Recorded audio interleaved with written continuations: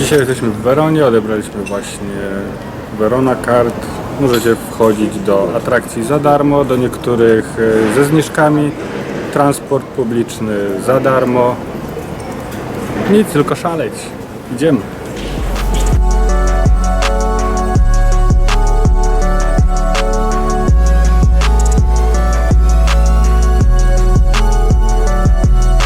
Do Piazza Bra prowadzi słynna brama Brussari, pochodząca z I wieku przed naszą erą. My jednak wchodzimy bramą Bra, a raczej Braman. Słowo Portoni to liczba mnoga od słowa porta. Gdy już ją przejdziecie w kierunku Piazza Bra, odwróćcie się na chwilkę. Waszym oczom ukaże się popiersie Williama Shakespeare'a oraz cytatem ze sceny trzeciej i trzeciego aktu jego dramatu Romeo i Julia. Dramatu, który będzie tematem przewodnim naszego filmu. Popiersie to władze miasta postanowiły umieścić na murze w podziękowaniu za pozytywne słowa Shakespeare'a o murach obronnych miasta. Dziś oprócz doznań poznawczych spróbujemy Wam opowiedzieć także o miłości. Amfiteatr Arena to największa architektoniczna atrakcja na placu. Zbudowano go w 30 roku naszej ery. Jest nadal w użyciu i jest znany na całym świecie z występów operowych na dużą skalę. To jedna z najlepiej zachowanych starożytnych budowli tego rodzaju. Jesteśmy na arenie, gdzie odbędzie się zamknięcie Zimowych Igrzysk Olimpijskich w 2026 roku. To dopiero w przyszłości. W przeszłości, jako największe wydarzenie, uczczono tutaj jubileusz narodzin Verdiego, wystawiając jego operę Aida.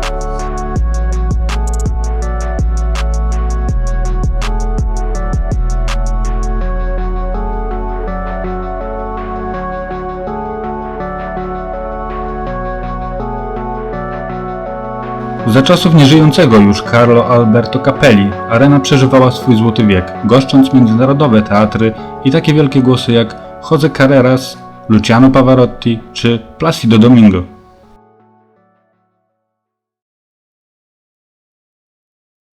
Wystąpili tu także m.in. Eros Ramazzotti, Bruce Springsteen, Whitney Houston, Pink Floyd Roger Waters. i wielu innych. Grupa Simple Minds w firmie Verona z zapisem swej trasy Street Fighting Girls również upamiętniła to miejsce. W 2020 roku po odwołaniu konkursu piosenki Eurowizji z powodu pandemii arena gościła Diodato, który miał reprezentować Włochy. Piosenkę kandydatkę Fai Rumore wykonał wtedy na pustej arenie. Włochy były wtedy jednym z faworytów do zwycięstwa, a występ stał się jednym z najważniejszych wydarzeń Europe Shine a Light. Jak się okazało rok później, dzięki grupie Måneskin Włochy uzyskały upragnione zwycięstwo. W latach 1981, 84, 2010, 19 i 22 amfiteatr gościł podium i prezentację Giro d'Italia. Zbliżamy się do Piazza del Erbe. To ważne historycznie miejsce.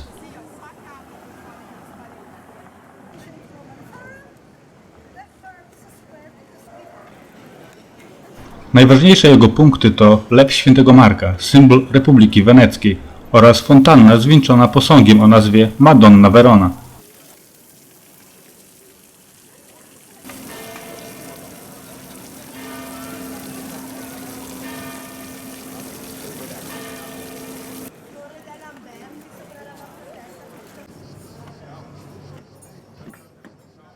Ten pomnik pośrodku placu to posąg Dante'ego Alighieri.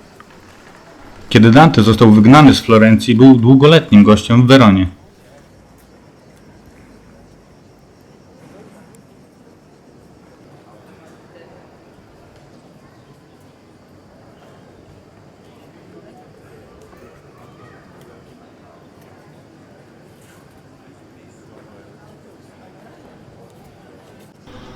Piazza dei Signori to monumentalny kompleks grobowy w stylu gotyckim rodziny Scaligeri.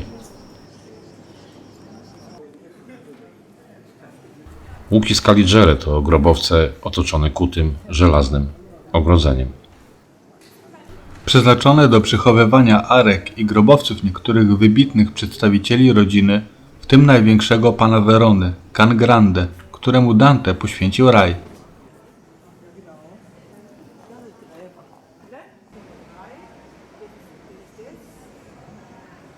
side, there's the representation of the assassination of Pedro. On the third wall, there's there's also shadow also there.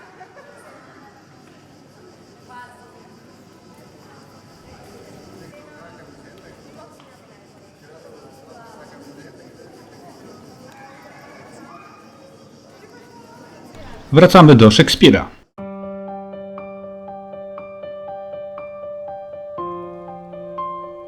Pewnie domyślacie się, gdzie teraz jesteśmy. Tak, to dom Julii. Wygląda dokładnie tak, jak opisał go Szekspir. Wielu przybyszy zostawia na murach ślady swej miłości w nadziei na wieczność ich uczucia. Są też tacy, którzy wysyłają listy na adres domu, opowiadając w nich swe sercowe historie. Rocznie do domu Julii z całego świata napływa około kilku tysięcy listów. W połowie XX wieku powstał nawet Klub Julii, którego członkowie odpisują na przychodzące listy. Legenda głosi, że dotykając prawej piersi posągu Julii, ci, którzy nie mają drugiej połówki, w końcu ją znajdą.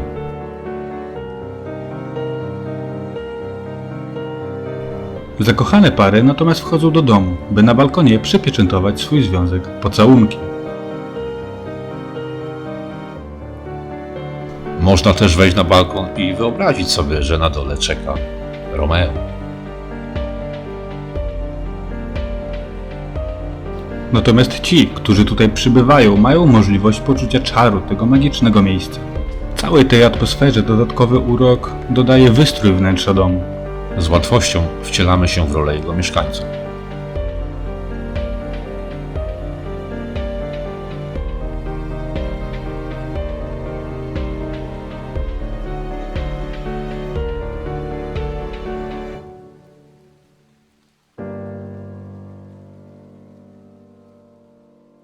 I to wszystko przez tego faceta, poetę narodowego Anglii.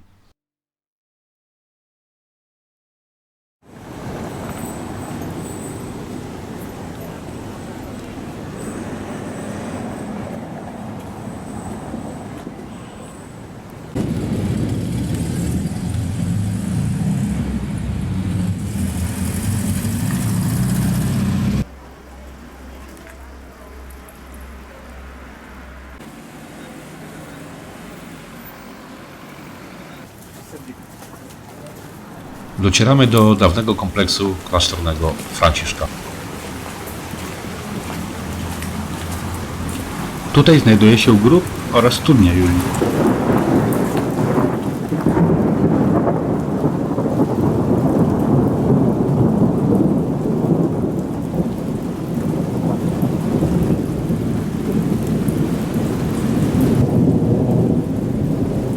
Dochodząc do studni, zajrzyjcie do środka.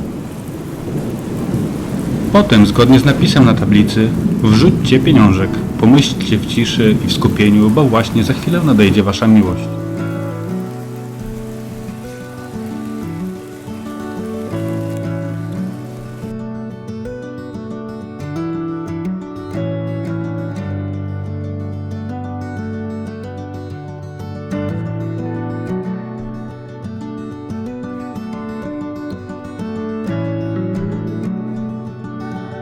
Obecnie w budynku mieści się Muzeum Fresków, obejmujące dziedzictwo artystyczne okresu od X do XVI wieku.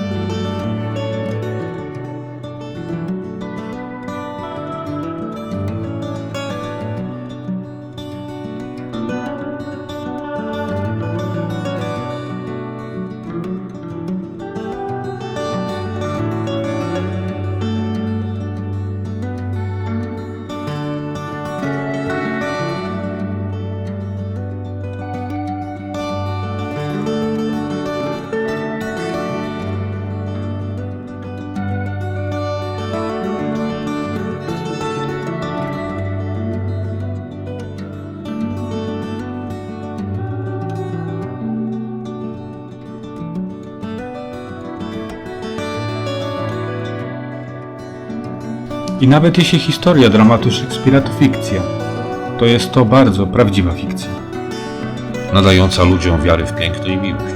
To samo piękno i miłość, które tak bardzo są odczuwalne w całej Weronie. Tragedia dramatu pozbawia obecnie tej historii słowa tragedia, a zamienia ją w słowo szczęście. W końcu na szczęściu nam wszystkim w życiu zależy najbardziej.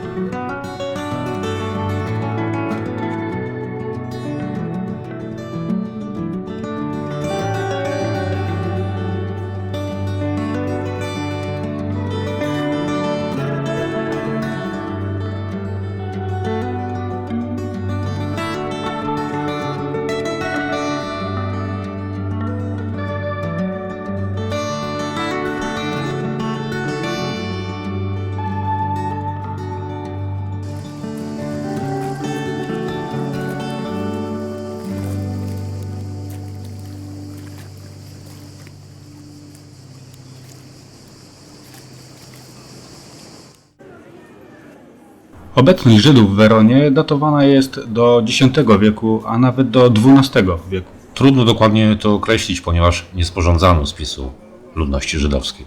Republika Wenecka zezwoliła na żydowski pobyt w Weronie, podobnie jak na pozostałych terytoriach weneckich. Jako obszar zamieszkania przydzielono im okolice Contrada San Sebastiano w pobliżu wspomnianego przez nas wcześniej Piazza delle Erbe.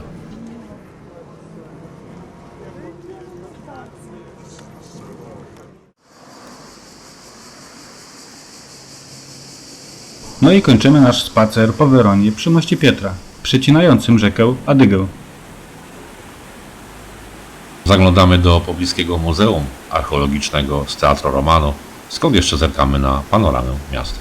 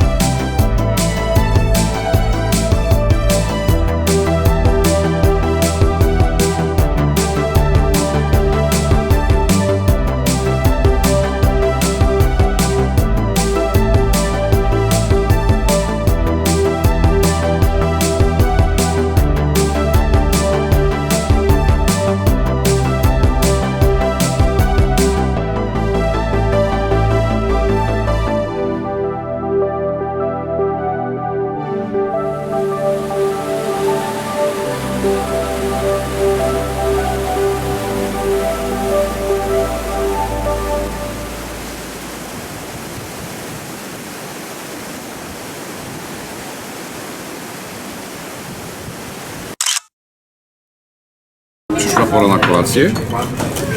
W końcu doczekałem się gnocchi w towarzystwie trufli, mascarpone i parmezan. Do tego prosecco.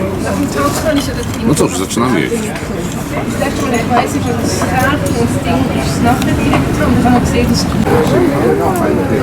Pizza, stefi i piwo. Już dziś zapraszamy na odcinek 27 naszego kanału, ostatniego z naszej serii Wakacje 2023.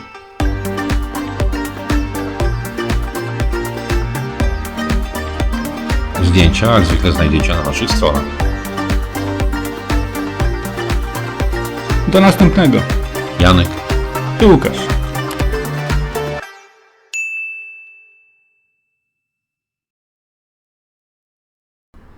Wytrzyj w końcu obiektyw kamery, bo widać było plamy na ekranie.